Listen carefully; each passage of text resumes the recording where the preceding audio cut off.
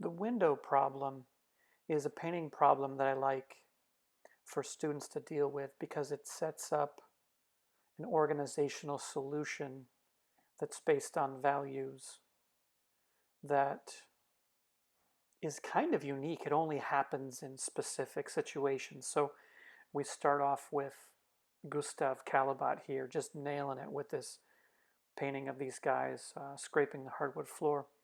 But what I want to point out, and I'll repeat this in all of these, is the window that's on the top left has the lightest lights in it, and in a general sense. Everything out the window is lighter, everything inside the room is darker. There are some reflections inside the room that get pretty light, but nothing competes. And he makes a big deal about making sure that that relationship is maintained throughout the whole picture.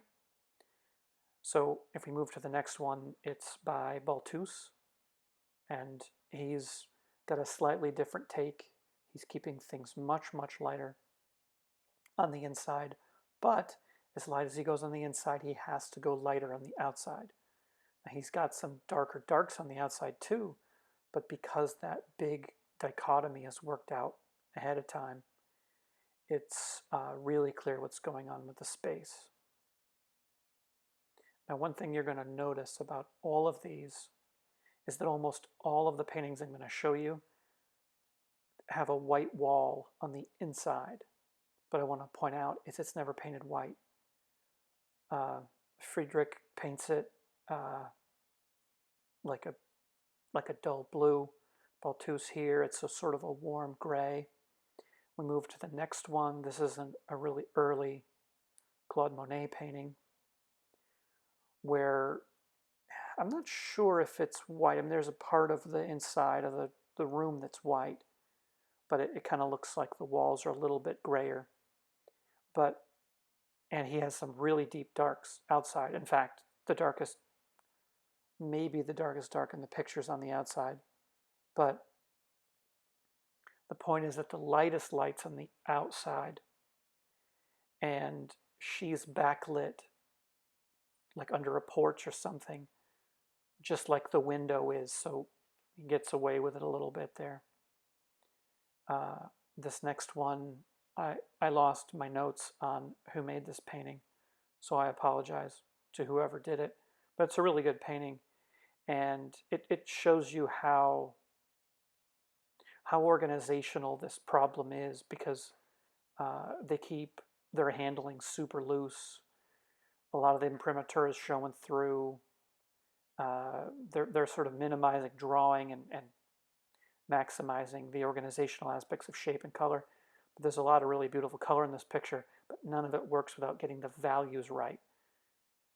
All the lights on the girl are basically light, darker than the lights that we see outside or with the curtains. The next painting is by Casper David Friedrich, and he's got a slightly different value situation in that the window is really light in terms of the way we're talking about it, but the walls are dark, and the lady's dark too. And it's just that much heavier and richer and more pronounced because of that. It lacks the subtlety that some of the other pictures have. But just like a fun painting thing to point out is look how the imprimatura plays a role in this picture. You can see that he laid in this really rich red, orange, transparent color underneath all of his darks, which was warm, and then he painted these cools over it and let the warms show through, kind of scrubbed it in there. A really nice effect for that technique. The next one is a weird painting by Antonio Lopez Garcia, and it's a lot more subtle than the other ones that I'm showing you.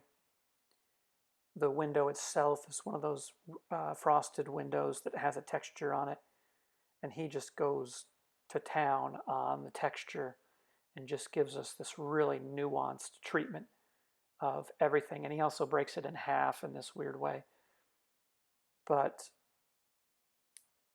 even though he doesn't even have any really dark darks, he doesn't have any super light lights either. He compresses the values here. He still maintains the outside is lighter, the inside's darker. What's the lightest light on the inside? It's the toilet. The lightest light in the picture is the window. And hopefully you guys can see that through the repetitions of solutions to this problem, that there's a wide range of solutions, but they all latch on to the one big idea of keeping your outside lights lightest and your inside is darker. Now I have two student paintings that I want to show you that solve the problem really nicely. So this first one, they minimize the window, but they include the windowsill and the bars that go across. And the windowsill is white and it's reflected. So there's a place there where you can kind of get away with a slightly lighter color on the inside. It would make sense to make it darker, but they're totally getting away with it. And just some beautiful painting here in the background with the deck and the trees.